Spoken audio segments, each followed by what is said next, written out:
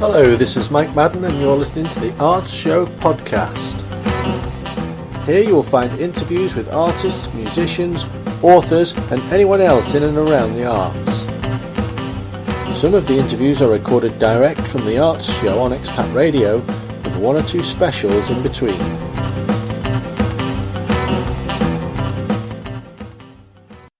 This episode features author MJ Ford talking about his latest book, Keep Her Close, as well as the world of book packaging. It was originally broadcast on Expat Radio on Monday the 18th of February 2019. Due to licensing restrictions, we were unable to play the songs from the original broadcast. Good evening everybody, this is Mike Madden on the Arts Show on Expat Radio, and tonight my special guest is Michael Ford, known to his readers as MJ Ford. Good evening, Michael. Good evening. Now, you've got a very interesting story, but we're going to start with your book, Keep Her Close, which is due to be released on the 7th of March. So without giving too much away, just give the listeners a synopsis of that book. Okay, well, Keep Her Close is a police procedural novel set in Oxford. The main character is Detective Sergeant Jo Masters, who's appeared before in a book as well. This is her second outing. The case revolves around girls going missing from Oxford colleges. So the first scene just seems like a disappearance under violent circumstances at Oriel College.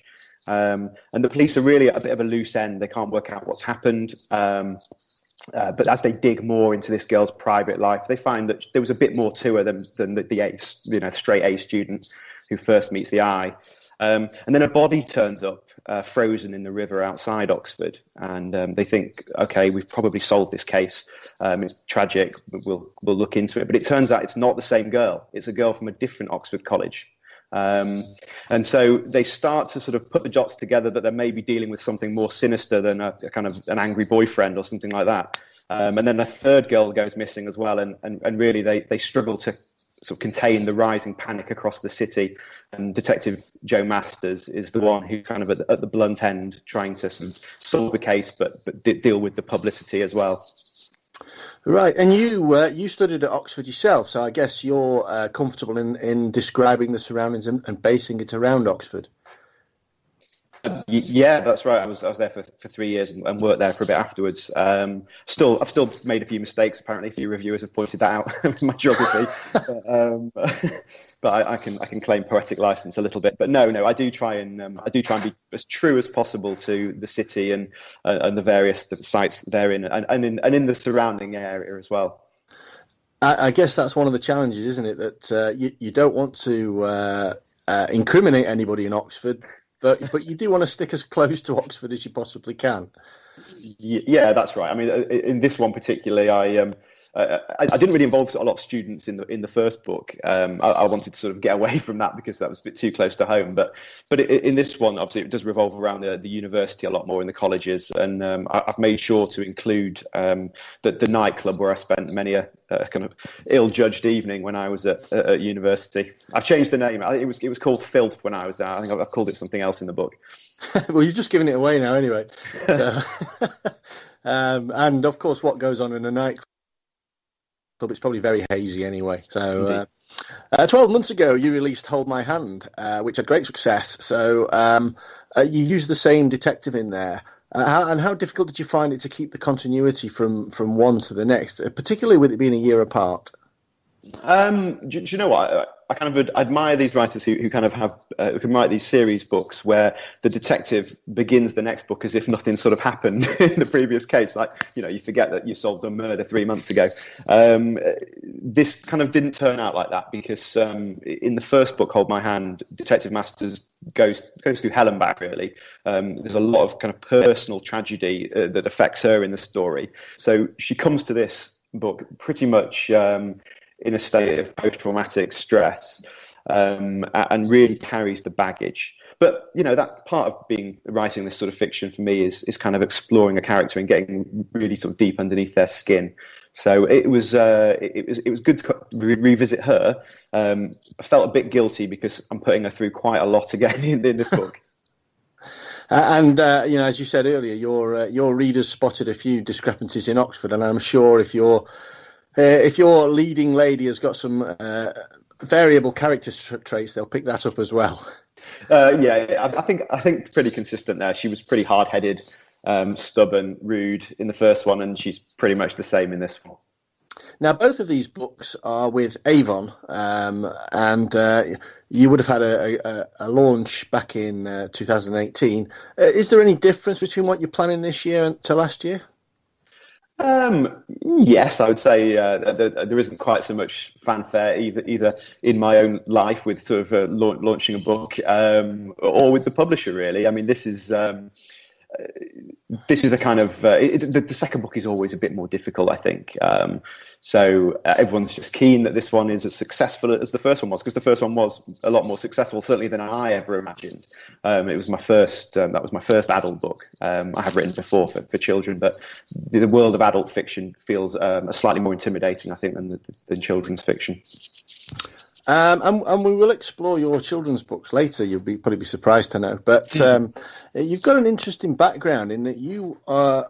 Last week we spoke to Barnaby Walter, who works at Waterstones, which is obviously a great place to work if you're interested in books. And your background is at Working Partners, who are a book packager. Yeah. And I think you're primarily an editor there, but you do writing as well. That's correct, yeah. So you didn't actually have to pitch to Avon to get your book published, which is very unusual. They actually came to you. So how did they find out about you, and how did that all come about? Well, I don't know how many of your listeners sort of understand quite what a packager does, so I'll just quickly say a packager is sort of like an agent and a writer combined. We come up with storylines for books, so we spend a lot of time thinking about how story works and how stories fit together, who we want to age stories at and how long we need them to be and things like that. And then once we've created really long storylines, we get writers to sort of pitch in and do the actual narrative. It's kind of a marriage of two creators, if you like. So I've been doing that for an awfully long time, for 15 years or something like that. And I also do the writing as well. So sometimes I'll be creating storylines, and sometimes I'll be being given storylines to turn into narrative. And in that context, I think I've worked with sort of most of the big publishers in the UK and a lot of the ones in the US as well. And Working Partners are quite well known. So I think when Avon were thinking, they originally came up with a very broad idea for the first book, Hold My Hand. When they were thinking, we really like this idea and we think it has great marketing potential, they thought, well, we actually just need the book now. We need someone to write it. And I guess my name must have come up in a conversation somewhere, just through kind of past work. Publishing is quite a small world, even once you expand it into the world of book selling as well and Waterstones, it's still a relatively small world. So you kind of hear the same names and see the same faces at a lot of events. I can almost hear our listeners, some of our independent writers, sort of gnashing their teeth and wringing their hands at this preposterous suggestion that Avon came to you. But I guess it's whatever it takes, and we're now going to go to a break with Michael Bublé and Whatever It Takes. Oh, what a song that is. Right, we're back live with the guys this evening. Good evening again, Dave. How was the Michael Bublé song? That was one of my favourite songs of all time, that, trust me. Were you not dancing? No, we were chatting, you know how it is. Well, you know. So this is Mike Madden on the Arts Show on Expat Radio, and tonight I'm talking to Michael Ford. Good evening again, Michael. Hello again. And before the break, we were talking about book packaging and your work for Working Partners. So you mentioned that you'd written books for children, but you've actually written an absolute ton of books for children. At the last count, I think you've done. You said 50 books. Yeah, I think a few more, but a lot of them are quite short, so it's probably not as impressive as it sounds. And I know your Avon book, they provided an outline of what they wanted. With children's books, do you get a little bit more detail? Have you still got freedom to craft the story around their storyline?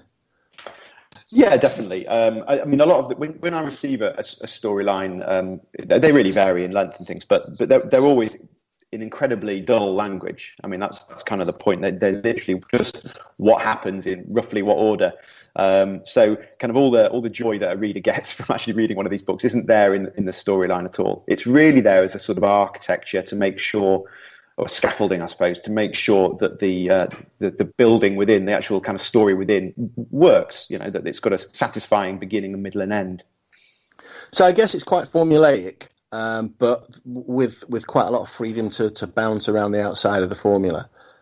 Yeah, that's right. Well, it depends. A lot of children's books, especially for younger kids in a series, they do tend to be quite formulaic, because what they're there for is not purely for enjoyment, but they're also there to sort of get kids used to sort of the tropes of storylines, get used to sort of reading chapters on their own or semi-independently. And so a lot of the stories for really young kids, they have the same sorts of themes and story beats running through them. They're supposed to be sort of satisfying as part of a series, as well as just as individual stories. And now you've written a huge variety of books, obviously the police procedurals with Avon, but you've also written many children's books and fantasy series as well. How easy do you find it to flick between the different genres? Relatively straightforward, I think. I'm often writing more than one book at one time. So I'm often, even though, for instance, at the moment I'm writing the third of these police procedurals, but I'm also doing last one of a fantasy trilogy. I'm also doing biography as well. And really, the register in which I write comes naturally just from the character of I'm writing about, because almost all of my books are told from a point of view of the main character, often in the third person, you know, he or she. But the actual language just flows naturally from, because I'm normally trying to inhabit their head. So if I'm writing a book for 12-year-old boys, that's the persona I'm trying to inhabit when I write, and equally different when I'm writing from a 40-year-old lady's point of view. I should hope so, but it's, you know, you're getting into the head of a 12-year-old boy compared to a 40-year-old woman. I know lots of 40-year-old women, so you know that's not so challenging. I guess there are challenges involved in that, but there was another book I'm particularly interested in that you wrote, Ancient Greek Olympic Games, which is a book for children. And what I'd be interested to know is how different would that book have been if it was written for adults? Because it's a non-fiction book, and it's from a long time ago. So how would you have done it differently? Well, that book, I think it's called "You Wouldn't Want to Be an Ancient Greek Athlete or Avoid Being in the Ancient Olympic Games." You know, the tone of it's quite tongue-in-cheek and quite comedic. It's heavily illustrated. So the illustrations carry a lot of the humour of the story, and a lot of it was just about getting over the basics of information about that time period for readers who wouldn't have been accustomed to it at all. You know, there are plenty of books about the ancient Olympic Games written by adults for adults, and you know there was just a lot more detailed. You know, there are certain sort of topics that one might avoid in children's books, for instance, or anything to do with sort of sexuality or sex, which you know is quite important for the ancient Greek Olympic Games. If you were writing a book for an adult, so I would say really that it was designed as a sort of tongue-in-cheek, humorous look at that period for readers who wouldn't have come across it before. Now, you've also ghostwritten books, and I mean that's an interesting one because you've mentioned with your other contracted books, you try and get into the head of the leading character. So, do you find that you have to get to know the person that you're ghostwriting for?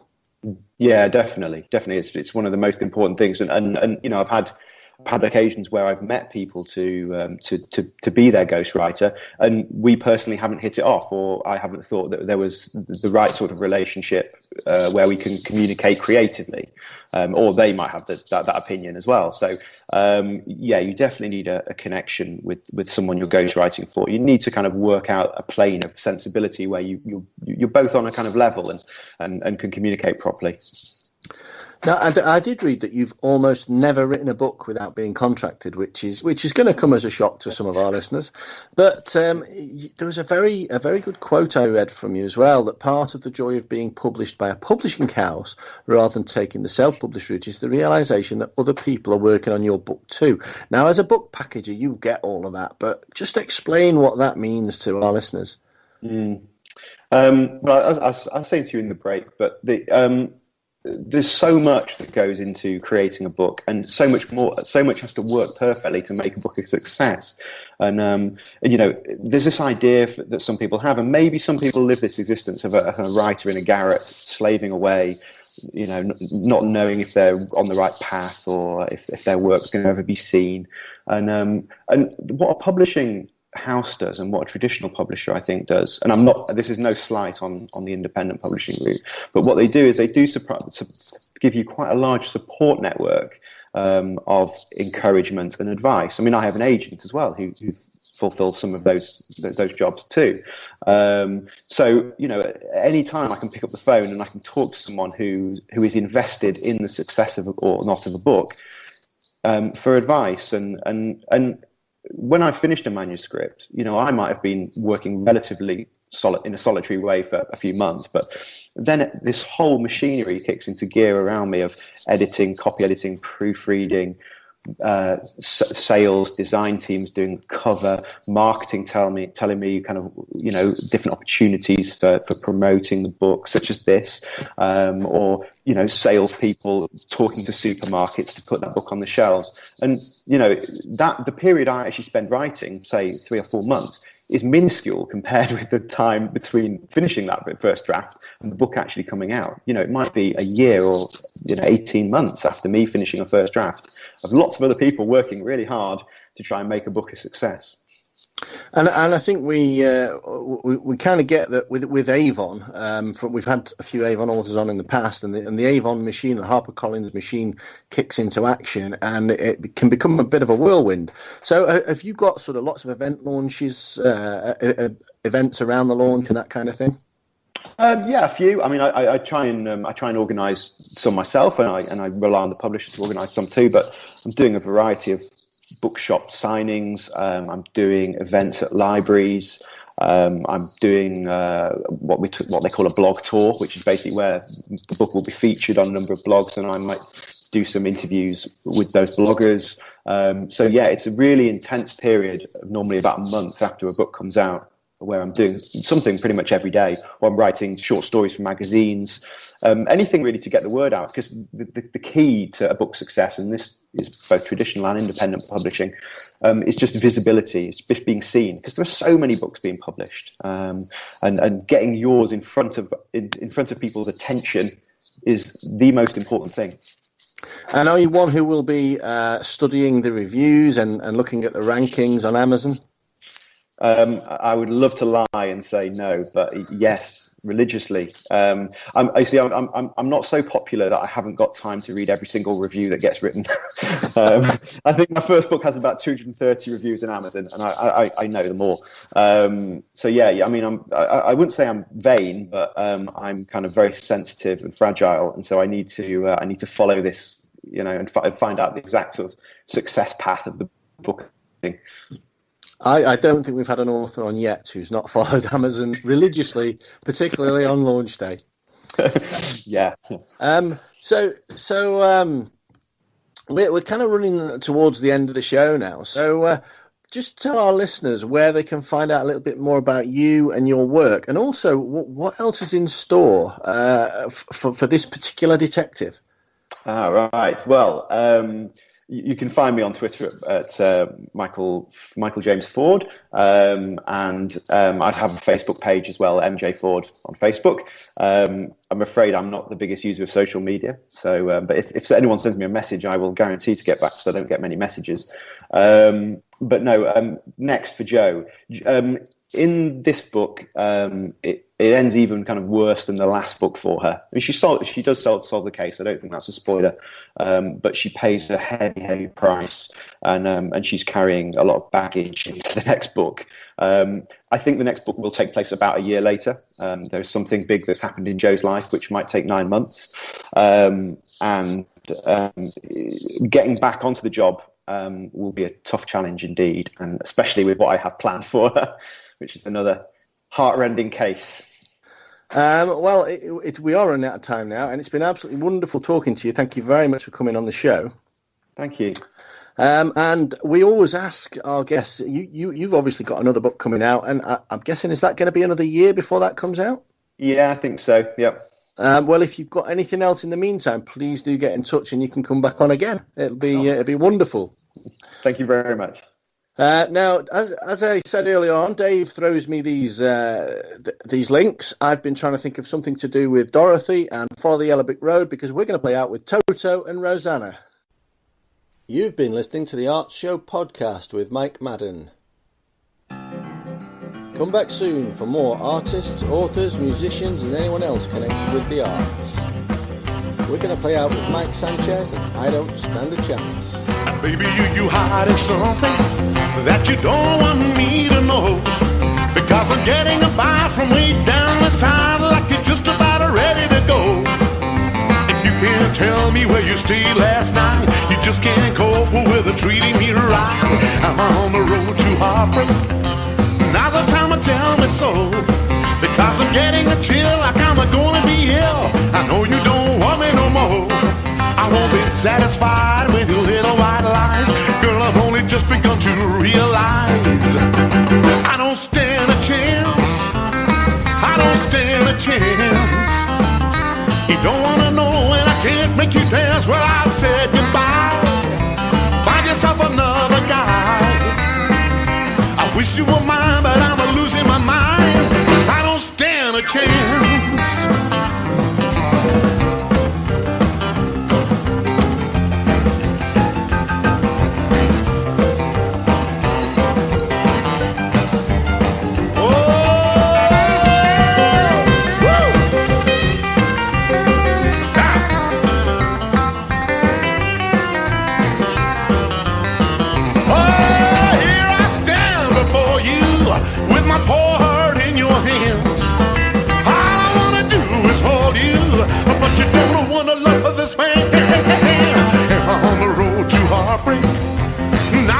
Tell me so, because I'm getting a chill like I'm gonna be ill. I know you don't want me no more.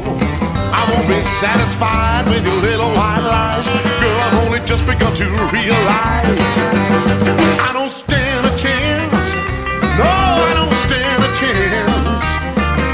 You don't wanna know and I can't make you dance. Well, I'll say goodbye. Find yourself another guy. I wish you were mine, but I'm losing my mind. I don't stand a chance.